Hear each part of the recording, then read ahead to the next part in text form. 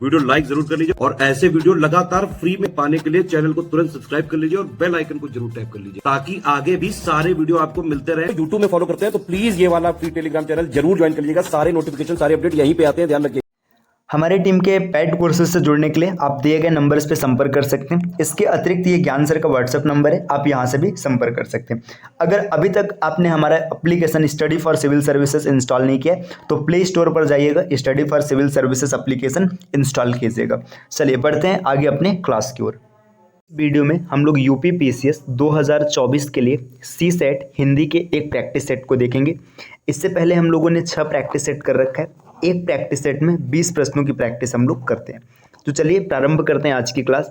प्रश्न संख्या 121 दिए, निम्नलिखित में देवता का पर्यायवाची शब्द है।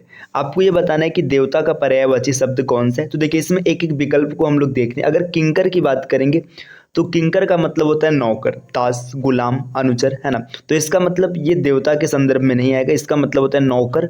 अब नौकर से जुड़े जितने भी शब्द हैं सब इसका पर्यायवाची बनेंगे। जैसे नौकर हो गया, दास हो गया, अनुचर हो गया, खिदमतगार हो गया, खादिम हो गया, परिचारक हो गया।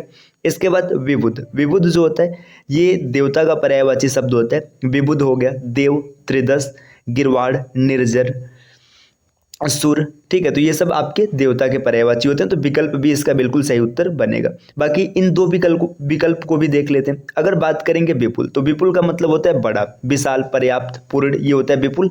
और लोकेश का मतलब होता है राजा या सम्राट, ठीक। तो इसमें सभी विकल्प का मतलब आपको पता चल चुका है। इसका बिल्कुल सही उत्तर है विकल्प बी। देखते हैं अगले प्रश्न को। अगला प्रश्न 122, स्वार्थ में निम्नलिखित में से कौन सी संधि है। देखिए स्वार्थ, यहाँ पे आ की मात्रा दिख रहा है तो स्वार्थ में हो जाएगा स्व प्लस अर्थ। स्व प्लस अर्थ यहाँ पर देखिए अ और अ मिला है। जब अ और अ मिलता है तो क्या बन जाता है, आ बन जाता है। आ में होता है दीर्घ स्वर संधि। विकल्प ए इसका बिल्कुल सही उत्तर बनेगा। देखिए स्वर संधि जो होता है, स्वर संधि 5 तरीके के होते हैं, दीर्घ, गुण, वृद्धि, यड़ और अयादि। ये 5 प्रकार की संधियां होती है। देखिए दीर्घ में क्या होता है, आप जब भी दीर्घ संधि को देखेंगे तो आपको आ, बड़ी ई या फिर बड़ा ऊ ये मात्रा देखने के लिए मिलेगा बीच में। तो यहाँ पे बड़ा आ मतलब सॉरी माफ कीजिएगा, आ की मात्रा दिख रहा था तो आ की मात्रा दिखने के कारण हमने दीर्घ स्वर संधि इसको टिक किया। अगर गुण स्वर संधि रहेगा तो गुण स्वर संधि में आपको ए या ओ की मात्रा देखने के लिए मिलेगी। ऐसे वृद्धि में ए या ओ की मात्रा देखने के लिए मिलेगी। यहाँ पर देखिए इसमें अयादि में अय, आय, अव, आव ये सब मिलेगा और यहाँ पे कुछ आधे शब्द बन जाते हैं। चलिए अब आते हैं अगले प्रश्न पर। प्रश्न संख्या 123 नंबर का प्रश्न दिया, गमन शब्द को विपरीतार्थक बनाने के लिए इनमें से कौन से उपसर्ग का प्रयोग किया जाएगा या किस उपसर्ग का प्रयोग होगा। देखिए गमन जो होता है, अगर गमन को अब विपरीत के रूप में लिखेंगे तो इसका विपरीत होता है आगमन। तो आपको पता चल गया कि गमन का उल्टा होता है आगमन। तो आगमन में कौन सा उपसर्ग जोड़ा गया, आ जोड़ा गया। तो इसका बिल्कुल सही उत्तर हो जाएगा आ, विकल्प बी। अगला प्रश्न है, इसमें से अरण्य शब्द का पर्यायवाची शब्द है। अरण्य का पर्यायवाची, अरण्य का मतलब होता है जंगल, जंगल, विपिन, कानन, कांतार। तो कांतार इसका बिल्कुल सही उत्तर है विकल्प ए। आभारी का मतलब जो आपका आभार मान रहा है। कुलीन मतलब अच्छे परिवार में जन्म लेने वाला। शस्य का मतलब अनाज हो गया, अनाज, धन्य, धान ये हो जाएगा। तो 124 का विकल्प ए बिल्कुल सही उत्तर बनेगा। आते हैं अगले प्रश्न पर। प्रश्न संख्या 125।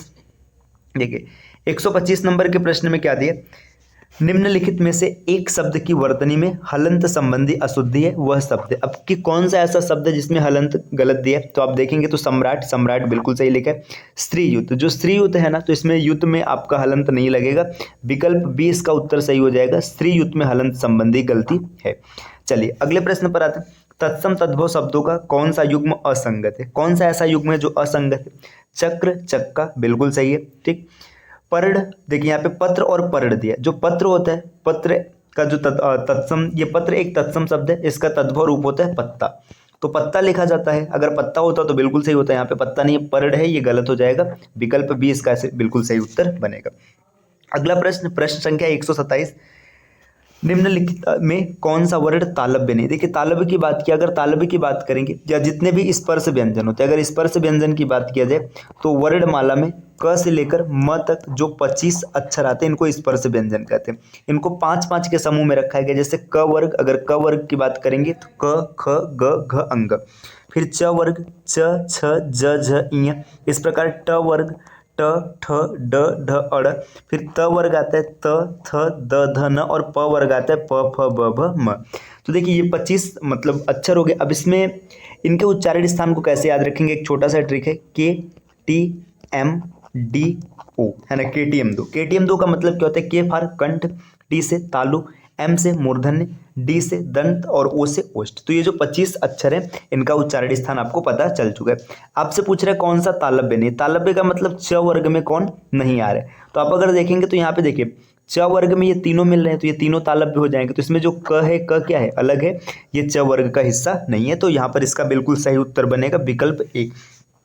प्रश्न संख्या 128 में निम्नलिखित में तत्सम शब्द है। देखिए तत्सम शब्द क्या होते हैं, जो शब्द संस्कृत से सीधे हिंदी में प्रवेश कर गए उनको तत्सम शब्द कहते हैं, और जो किसी अन्य माध्यम से हिंदी में प्रवेश किए हुए हैं उन्हें तद्भव कहते हैं। तो यहाँ पे देखना, देखिए हाथ, हाथ आपका देखिए हस्त जो होता है इसका तत्सम होता है, हाथ तद्भव है, ठीक। दूध दुग्ध होता है, ठीक है। इसी तरीके से आम का आम्र होता है। तो ये तीन शब्द जो हैं ये आपके तद्भव शब्द है। तो इसमें जो काष्ठ है, काष्ठ क्या है, काष्ठ एक तत्सम शब्द है, विकल्प सी इसका बिल्कुल सही उत्तर बन जाएगा।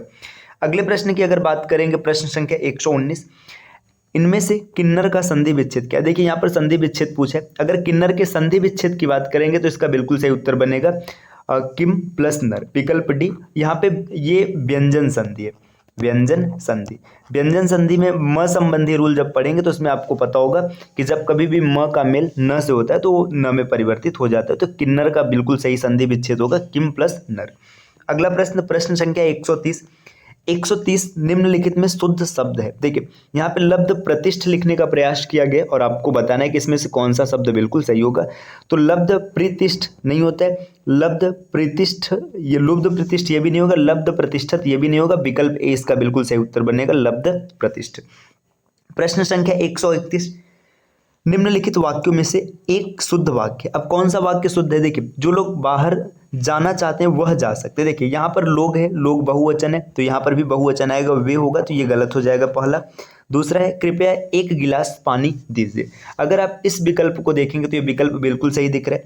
अब आगे देख लेते हैं और से और विकल्पों में क्या त्रुटि है। सरयू नदी का पाठ बहुत लंबा है, तो यहाँ पे पाठ बहुत लंबा ये नहीं होगा सही, है ना। वह 7वीं कक्षा में पढ़ता है, 7वां नहीं 7वीं होगा, तो ये भी विकल्प गलत हो गया।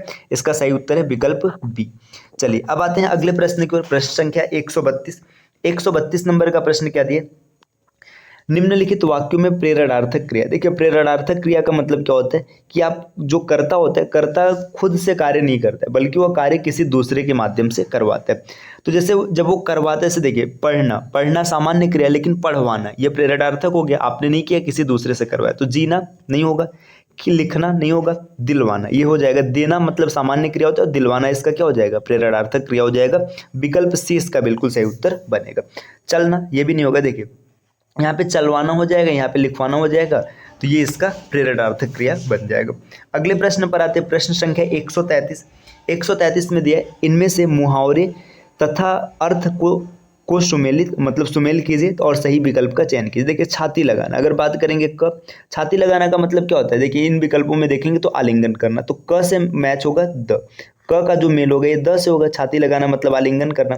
अब देखिए क में द का मेल कहाँ पे हुआ है, तो देखिए ये पहला विकल्प, इसमें सी कट गया और यहाँ पे बी भी कट गया। अब ए और डी में से कोई उत्तर बनेगा। आगे है छाती पर सांप लौटना।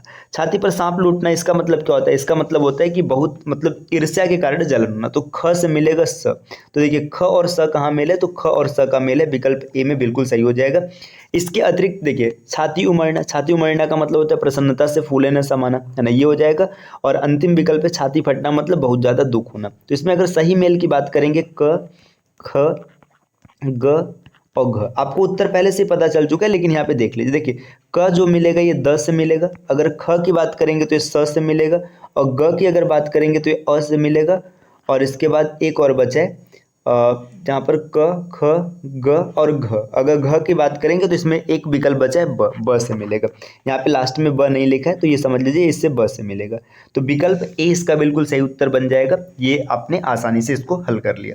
चलिए बढ़ते हैं अगले प्रश्न पर। प्रश्न संख्या 134, 134 नंबर पे दिया, जिसका उत्तर देकर खंडन किया गया हो इस वाक्यांश के लिए एक शब्द। तो जिसका उत्तर देकर खंडन किया जाता है उसके लिए एक शब्द होता है प्रत्युक्त, विकल्प बी इसका बिल्कुल सही उत्तर बनेगा।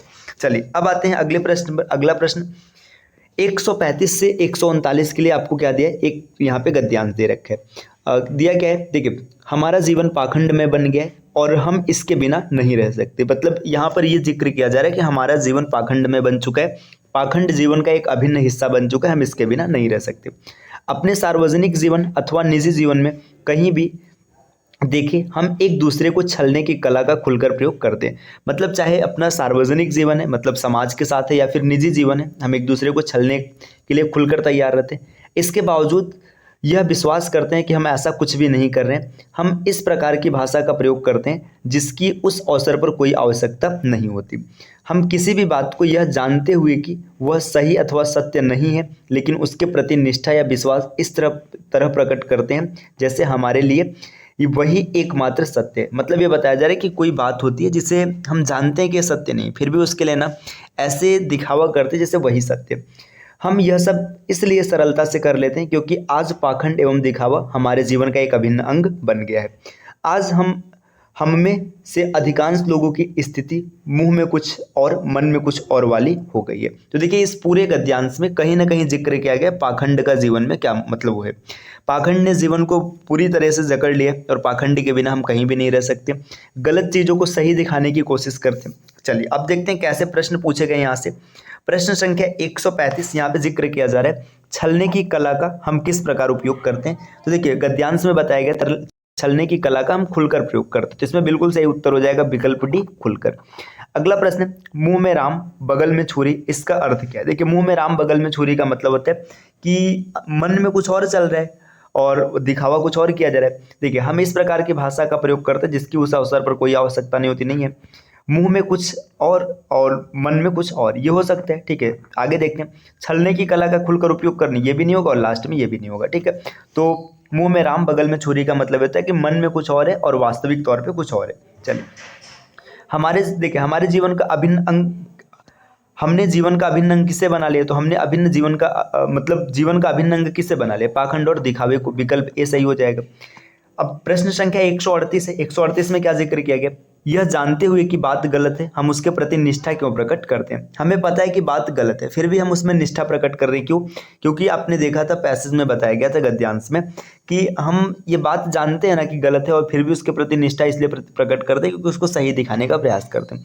दूसरों को छलने है तो ये नहीं होगा, है ना। असत्य को सत्य में बदलना चाहते, यही बिल्कुल सही उत्तर होगा क्योंकि गलत चीज को भी हम सही करना चाहते हैं।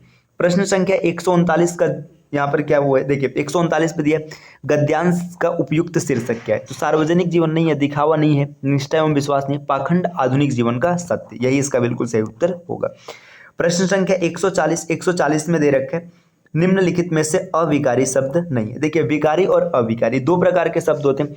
अगर अविकारी शब्द की बात करेंगे तो अविकारी शब्द क्या होते हैं, देखिए ये ऐसे शब्द होते हैं जो लिंग वचन और कर्ता के अनुसार परिवर्तित नहीं होते, उनको अविकारी शब्द कहते हैं। और विकारी शब्द क्या होते हैं, जो लिंग वचन और कर्ता के अनुसार परिवर्तित हो जाते हैं। तो देखिए जो आप जब शब्द भेद पढ़ेंगे तो शब्द भेद में 8 शब्द भेद होते हैं। तो इसमें संज्ञा, सर्वनाम, क्रिया और विशेषण, ये 4 ऐसे शब्द भेद होते हैं जो विकारी होते हैं। ये 4 विकारी, इसके बाद जो बचे 4 हैं वो अविकारी होते हैं। देखिए संज्ञा विकारी है, मतलब लिंग वचन कर्ता के अनुसार बदल जाएगा। सर्वनाम भी विकारी है, लिंग वचन कर्ता के अनुसार बदल जाएगा। क्रिया भी विकारी होता है, लिंग वचन और कर्ता के अनुसार बदल जाता है। और विशेषण भी विकारी होते हैं। लेकिन अगर बात किया जाए इसके बाद जो बचे हुए जितने अव्यय हो गए, है ना, ये सब अविकारी होते हैं। और क्रिया विशेषण भी अविकारी। देखिए संबंध सूचक ये अविकारी होता है, समुच्चय बोधक ये भी अविकारी होता है, और इसके बाद क्रिया विशेषण ये भी माफ कीजिएगा, मतलब चलिए सही मतलब थोड़ा सा कंफ्यूजन हो, ये भी अविकारी होता है। तो विकारी कौन हो जाएगा, विकारी हो जाएगा सर्वनाम। सर्वनाम इसका बिल्कुल सही उत्तर है विकल्प सी। तो ये आज के 20 प्रश्न रहे, हम लोगों ने प्रैक्टिस किया। इस प्रकार के और वीडियोस के लिए आप चैनल को सब्सक्राइब कीजिएगा। मिलते हैं नेक्स्ट क्लास में। इसी प्रकार तैयारी करना चाहते हैं तो हमारे टीम के पेड कोर्सेज से जुड़ने के लिए इन नंबर्स पे आप संपर्क कर सकते हैं। इसके अतिरिक्त प्ले स्टोर से स्टडी फॉर सिविल सर्विसेज का एप्लीकेशन जरूर इंस्टॉल कीजिएगा और हमारे चैनल सी सेट प्रिपरेशन को सब्सक्राइब कीजिएगा। वीडियो अगर आपको पसंद आए तो लाइक कीजिएगा और अपने फ्रेंड्स के साथ शेयर कीजिएगा। चलिए फिर मिलते हैं आपसे अगले क्लास में कुछ नए कॉन्सेप्ट के साथ। तब तक के लिए take care, bye bye and thank you.